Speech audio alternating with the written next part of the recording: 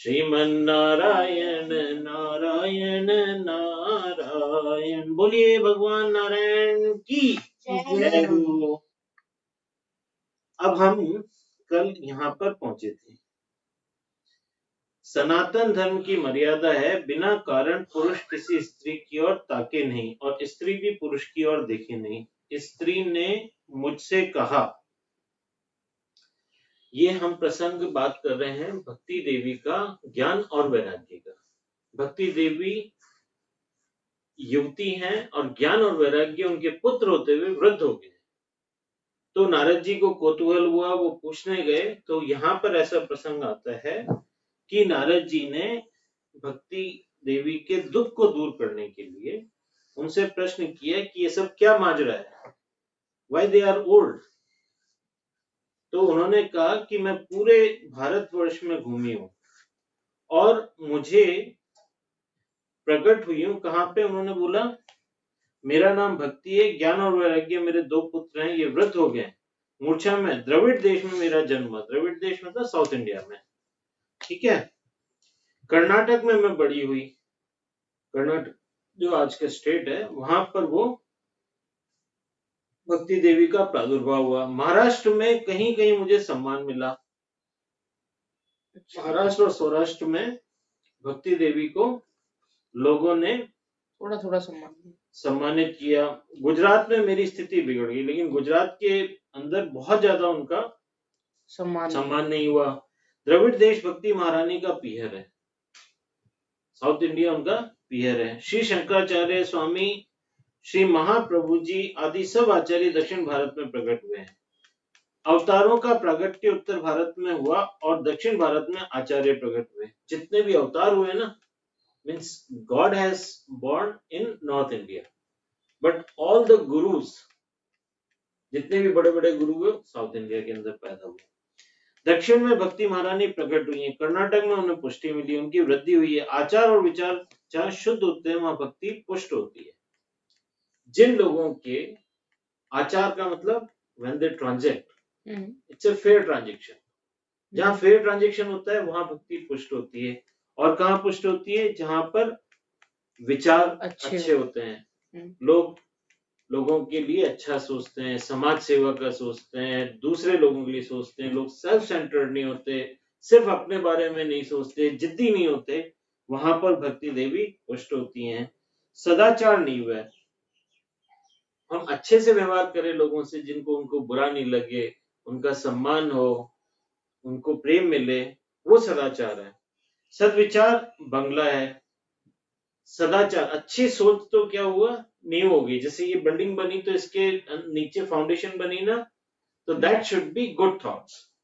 और उसके ऊपर जो बिल्डिंग खड़ी हुई वो क्या होते हैं? सदविचार, ठीक है। नींव मजबूत नहीं होगी तो विचार स्थिर नहीं रहेंगे। अगर आचार ही खराब है तो हम विचार बहुत कर लें तो भी बिल्डिंग ढंग से नहीं बनेगी। आचार प्रभो धर्म, सदाचार के पालन से बुद्धि में बुरे विचार नहीं आते हैं। मन बुद्धि को पवित्र रखने की इच्छा हो तो सदाचार को छोड़िए ही नहीं। सदाचार अर्थात शास्त्रानुसार, शास्त्रानुसार आचार। हम जब ट्रांजेक्शन करते हैं ना, तो उनमें प्योरिटी होनी चाहिए। ट्रांजेक्शन के अंदर कभी भी मिसबिहेव नहीं होना चाहिए। ज्यादा ले लूं कम ले लूं। हम अगर मिसबिहेव करेंगे तो क्या होगा? हमारा धर्म खराब होगा, हमारा जो स्वभाव है वो बिगड़ेगा। हम काम तो खराब करें और सोचें अच्छा अच्छा, उससे काम नहीं चलने वाला है। सोचना हमेशा आचार के ऊपर रहता है। तस्मा शास्त्रम प्रमाणस्ते कार्य कार्य व्यवस्थितो, ये भगवत गीता में क्या कहा है? क्या करना है और क्या नहीं करना, ऐसा मन से मत पूछिए, शास्त्र से पूछिए।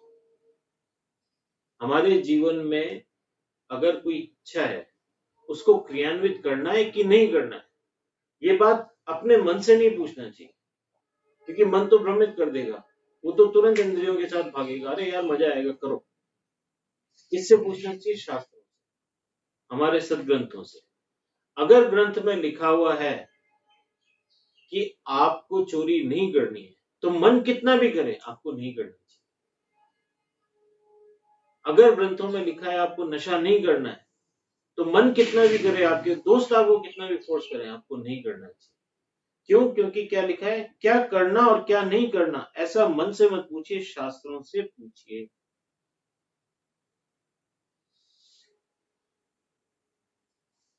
पिज्जा खाना है कि नहीं खाना है, किससे पूछना चाहिए? मन से। मन से पूछना चाहिए। शास्त्रों से। मन से पूछोगे तो मन तो बोलेगा खा लो, लेकिन शास्त्र बताते हैं सात्विक आहार, राजसिक आहार और तामसिक आहार।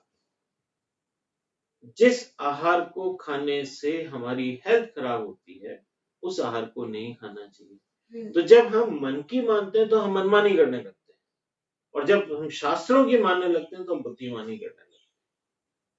तो हमें अपना ट्रांसफॉर्मेशन कहाँ लेके आनी है?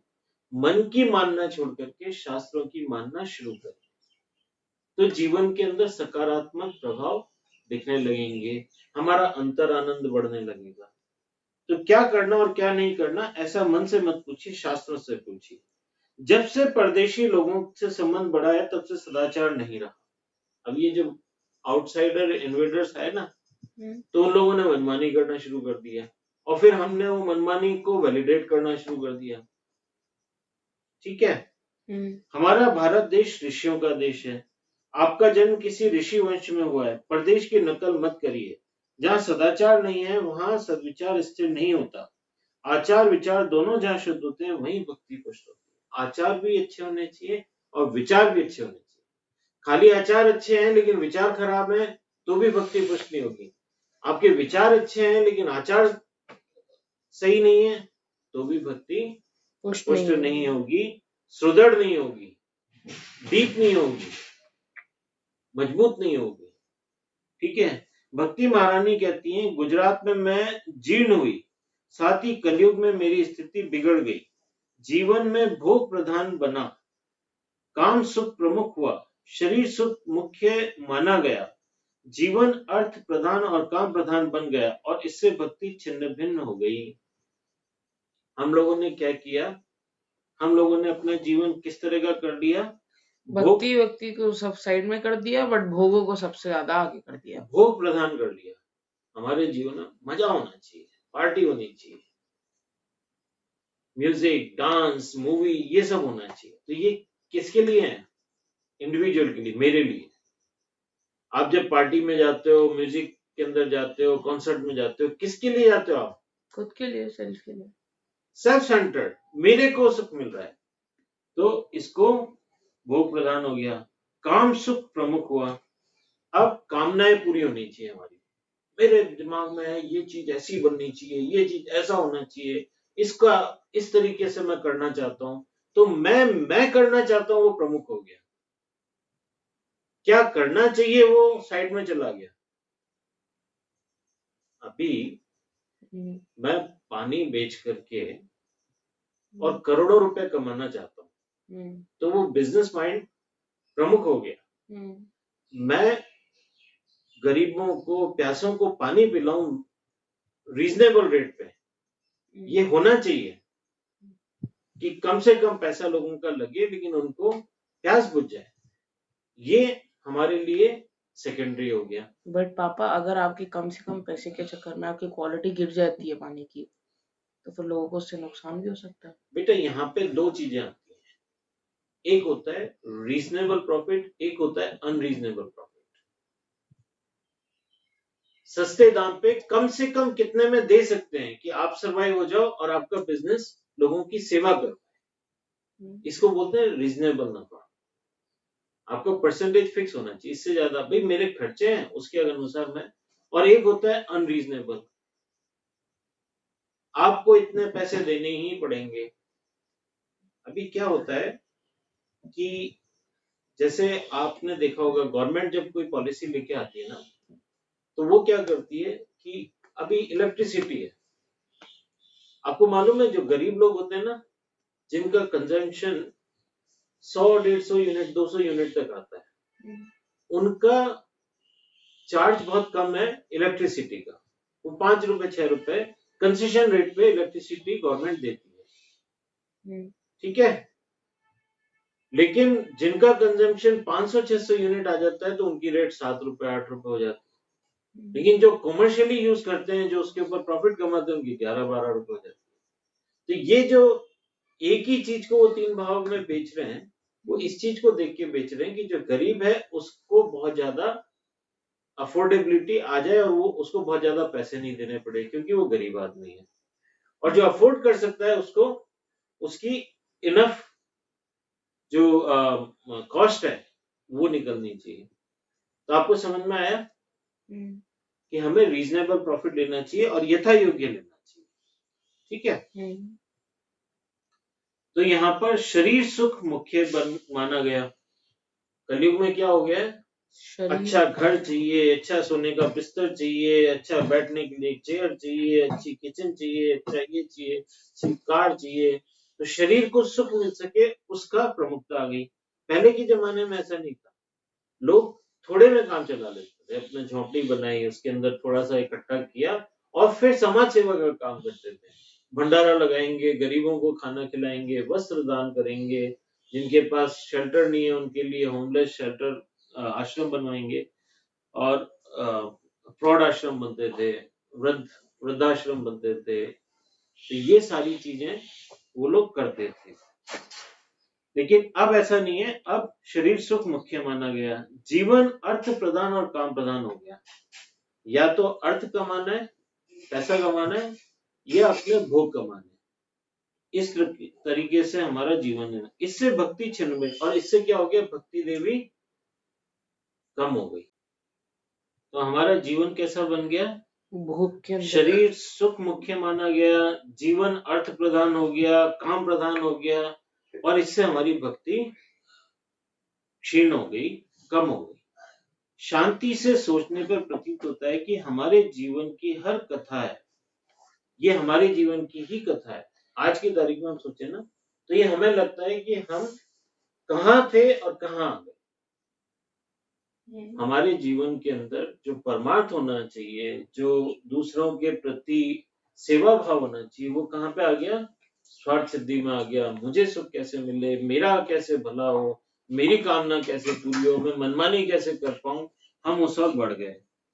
तो मनुष्य के जीवन में काम सुख प्रमुख बना है, पैसा प्रधान बना है, और यूं भक्ति छिन्न भिन्न हो गई है।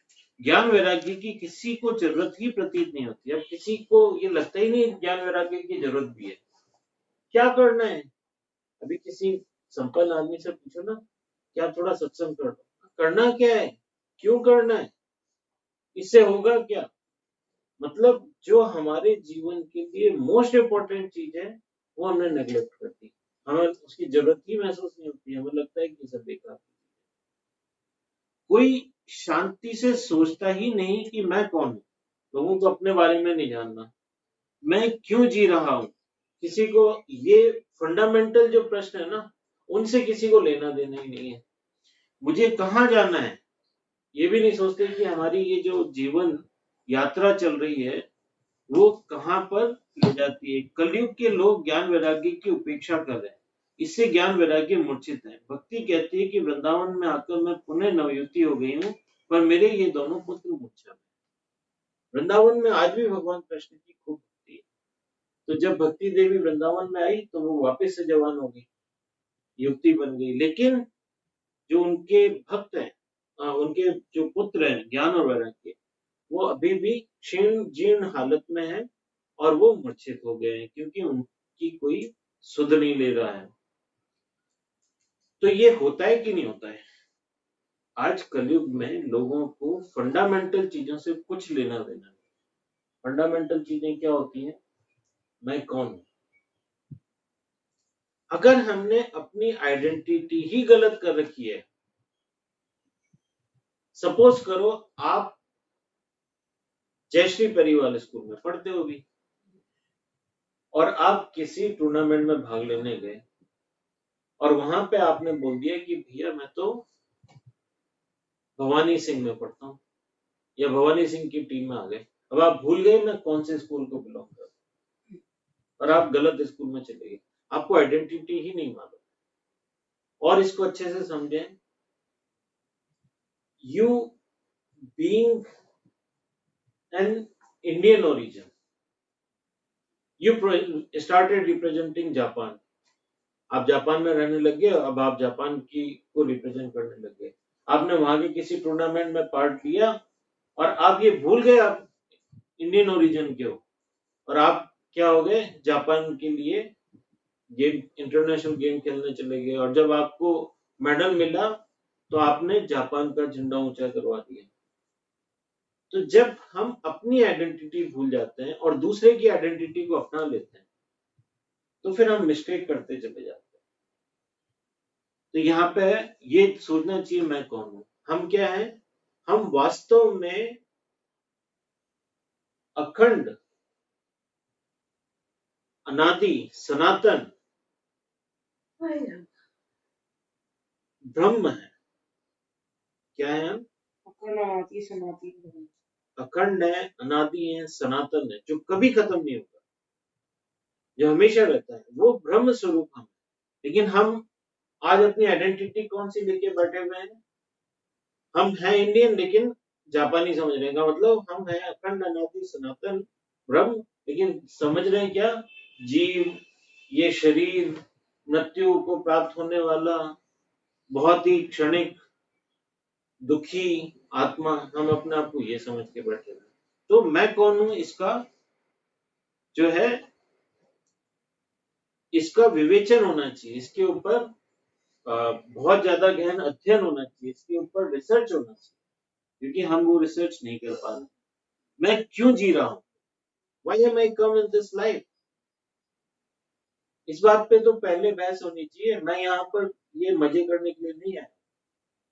बेसिकली हर जीव जो इस सृष्टि में जन्म लिया है, उस जीव का प्राइम जो मुख्य उद्देश्य है वो है भगवान को प्राप्त करना, इटर्निटी को प्राप्त करना।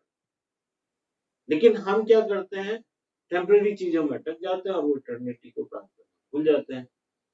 फिर मुझे कहाँ जाना है, जन्म मरण के बाद, मृत्यु के बाद अब कहाँ जाना है। अगर हमने इन टेम्परेरी चीजों को पकड़ लिया, मेरा संसार है, मेरा परिवार है, मेरी ये वस्तुएं हैं, ये मेरी चीजें हैं, इन चीजों को पकड़ लिया तो हम किस में चले जाएंगे, 84 लाख योनियों में भटक जाएंगे। और अगर हमने सत्संग को पकड़ लिया, अपने शास्त्रों को पकड़ लिया, अपने सद्विचारों को पकड़ लिया, हमने अगर अपनी साधना को पकड़ लिया, हमने अगर भगवान की भक्ति को पकड़ लिया, ज्ञान को पकड़ लिया, वैराग्य को पकड़ लिया, तो हम लोग मुक्ति मार्ग पे चले जाएंगे और ब्रह्म स्वरूप हो जाएंगे। तो हमें संसार को पकड़ के नीचे गिरना है या ज्ञान, भक्ति, वैराग्य को पकड़ के ऊपर चढ़ना, ये हमारे ऊपर है। ठीक है, तो यहाँ पे मुझे कहाँ जाना है, ये बात तय होनी चाहिए। कलयुग में लोग ज्ञान वैराग्य की उपेक्षा कर रहे हैं। अब ये जो हमारी फंडामेंटल चीजें, इनको लोग देख नहीं रहे कलयुग के अंदर, और क्या कर रहे हैं, इनके कारण ज्ञान और वैराग्य जो है वो मूर्छित हो गए हैं।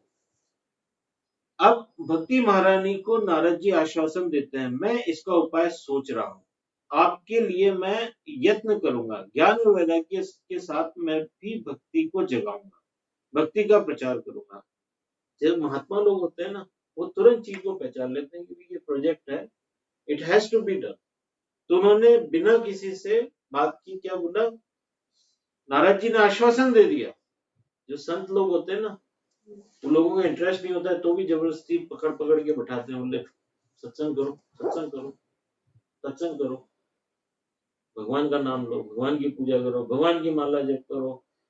क्यों करते हैं वो, क्योंकि यहाँ पर नारद जी क्या आश्वासन देते हैं, मैं इसका उपाय सोच रहा हूँ, आपके लिए मैं यत्न करूंगा, मीन्स आई विल प्रोपोगेट, मैं जाके लोगों को जगाऊंगा, जागृत करूंगा कि भैया ये सब दुनियादारी छोड़ो और ईश्वर का स्मरण करो। ज्ञान और वैराग्य के साथ मैं भक्ति को भी जगाऊंगा और लोगों के मन में मैं भक्ति को भी उदित करूंगा, भक्ति का प्रचार करूंगा। नारद जी ज्ञान वैराग्य को जागृत करने का यत्न कर रहे हैं, वेदों के अनेक पारायण कर रहे हैं, गीता पाठ कर रहे हैं। ज्ञान वैराग्य प्रत्येक के भीतर है, प्रत्येक के भीतर भक्ति के बीज पड़े हुए हैं। इस संसार में कोई अभक्त नहीं है।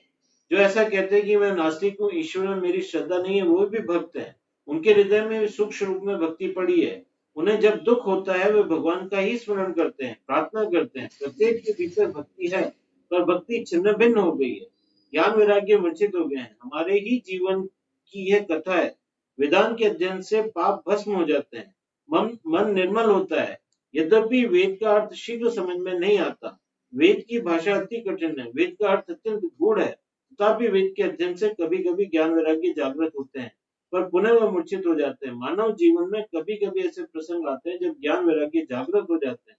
किसी की अंतिम यात्रा में जाने पर जलती हुई चिता को देखकर कभी ज्ञान वैराग्य जागते हैं। कलयुग का मनुष्य तो ऐसा हो गया है कि उसे शमशान में ही वैराग्य जागृत होता है, शमशान में भी वैराग्य जागृत नहीं होता है। कई लोग शमशान में भी चाय मंगवाने लगे हैं। शमशान में वैराग्य जागृत होता है, ऐसा हमारे ग्रंथों में लिखा हुआ है, उसे शमशान वैराग्य कहते हैं। जीवन में जब कभी कभी ज्ञान वैराग्य जागृत होते हैं तब वे पुनः मूर्छा में ही पड़ जाते हैं। मनुष्य जब दुखी हो जाता है तब उसमें थोड़ा वैराग्य जागृत होता है। अति दुख में भीतर से ज्ञान का स्फुरण होता है और थोड़े से सुख की प्राप्ति के साथ ज्ञान वैराग्य पुनः मूर्छित हो जाता है। आपने देखा है जब कोई मर जाता है ना, तो लोग कंधों पे रख करके उसको शमशान में लेके जाते हैं, वहां पे उसको अग्नि के ऊपर मुर्दे को रखते हैं, और जब मुर्दा जल रहा होता है उसके चारों तरफ लोग बैठे होते हैं, तब उनके अंदर वैराग्य जागृत होता है। क्या वैराग्य जागृत होता है कि भैया दुनिया में कुछ नहीं रखा, आना ही है, इसी राख के ऊपर, इसी चिता के ऊपर जाके जल जाना है। ये सब मकान जोड़ा, दुकान जोड़ी, इतने रिश्ते बनाए, सब छोड़ करके हमें यहाँ पे आकर के अग्नि के ऊपर चिता पर बैठना है और हमारे पूरे शरीर को जला दिया जाएगा। और कौन लोग जलाएंगे? जो हमें अति प्रिय कर, हमसे अत्यंत प्रेम करते हैं। बंधुजन ही जाते हैं ना, माता पिता भाई बहन पुत्र, सब लोग जाकर के वहां पे आपको अग्नि पे चढ़ा देते हैं। तो वहां पे हर व्यक्ति के मन में आता है वैराग्य जागृत होता है, और वहां ज्ञान भी जागृत होता है। तो इसको बोलते हैं शमशान वैराग्य।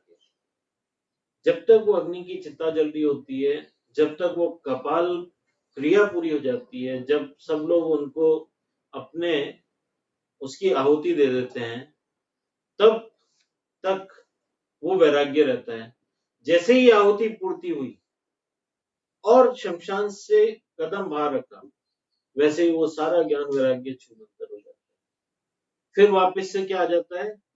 मेरे को उसके पास इतने रुपए करने हैं, मेरे को वहां पे ये मकान खरीदना है, मेरे को अभी इसका वो करना है, मेरे को इसकी शादी करनी है, मेरे को इसके ये करना है, मेरे को अपने वहां पे जाके ये ठीक कराना है। तो जब हम शमशान में रहते हैं तब तो हमारे मन में एकदम सपाट रहता है कि भैया दुनियादारी सब बेकार है, भगवान का नाम जपो, अंत में ये ही होना है। लेकिन जैसे ही शमशान से बाहर आते हैं वैसे ही वो सारा वैराग्य छूमंतर हुआ और फिर वापस से दुनियादारी शुरू होगी। तो इसको बोलते हैं गज स्नान। क्या बोलते हैं इसको? गज स्नान। आप कभी हाथी को नहाते हुए देखना, वो समुद्र में, मतलब वो नदी में जाएगा ना, खूब पानी भर भर के खुद के ऊपर डालता है, खूब पानी से खुद को मल मल के धोएगा, पूरा एकदम प्रेशर से सूंड में पानी भर के खुद के ऊपर डालता है, एकदम साफ हो जाएगा। जैसे ही वो बाहर आएगा वैसे ही उसी सूंड से धूल को भरेगा और खुद के ऊपर डालेगा, बस उसको अच्छा लगता है। तो ये गज स्नान हो गया। अंदर तो आप मल मल के नहा लिए और बाहर निकलते ही वापस से मिट्टी पलित हो गए, कीचड़ में आ गए। ऐसे ही शमशान वैराग्य होता है। जब आप वहां पर बैठते हो, देखते हो कि भैया इस दुनिया को छोड़ के सबको जाना है, तब तो आपके मन में वैराग्य आ जाता है कि अब से मैं किसी के साथ कपट नहीं करूंगा, मैं सबके साथ सद्व्यवहार करूंगा, सबकी सेवा करूंगा, सब सारे सद्विचार ज्ञान और वैराग्य जागृत हो जाते हैं। लेकिन जैसे ही बाहर आते हैं फिर वो देखते हैं कि हाँ भैया उससे का तो मैं आज बैंड बजा दूंगा, ये चीज तो मैं हथिया के रहूंगा, ये चीज तो मेरे लिए बहुत जरूरी है, ये तो मैं मनमानी करके रहूंगा। तो इस तरीके से हमारे अंदर शमशान वैराग्य होता है। अब जो संत लोग हैं ना, वो ये बोलते हैं कि खाली आप वहां पर वैराग्य मत जाओ, आपके जीवन में सतत वैराग्य होना चाहिए, सतत ज्ञान होना चाहिए। आप जब शमशान में नहीं हो तब भी आपको ये मालूम होना चाहिए ये सब करने का कोई यूज नहीं है।